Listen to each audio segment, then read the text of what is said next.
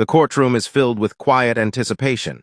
As the case begins, the judge, seated high above in his chair, watches carefully over the proceedings. The wooden benches are occupied by people who have come to witness the trial, each face holding curiosity and expectation at the center of attention. Is Daniel a young man accused of theft? His eyes move nervously from one corner of the room to the other, while his hands grip the edge of the table. In front of him, his breathing is heavy, and his posture reveals the weight of the accusations hanging over him. The prosecutor rises his black suit sharp. His voice confident, he begins to address the jury with authority.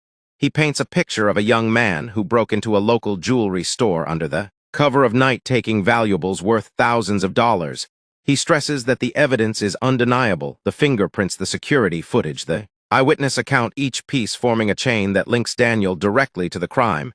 His words are deliberate, steady, and designed to leave no room for doubt. Across the room, the defense attorney waits patiently, his expression calm, his eyes locked on the jury. When the prosecutor finishes, the defense attorney stands with a measured grace. He begins to speak in a softer yet persuasive tone. He tells the jury that the story is not as simple as the prosecution makes it seem. He emphasizes that Daniel has no prior criminal record, that he has been working hard to support his family, and that on the night of the theft, Daniel was seen by neighbors near his home, far from the jewelry store. The courtroom murmurs with whispers, some leaning towards the story of guilt, others leaning towards innocence. The judge raises his gavel and silences the crowd. Order in the court, his deep voice commands, and the room falls still again. The atmosphere remains heavy as the defense attorney continues.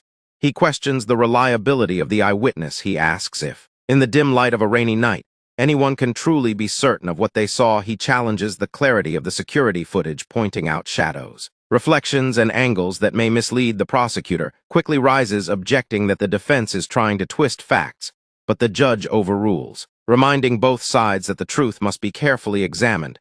With every detail laid bare, the jury listens intently, each member aware that their decision will determine the fate of the man sitting before them.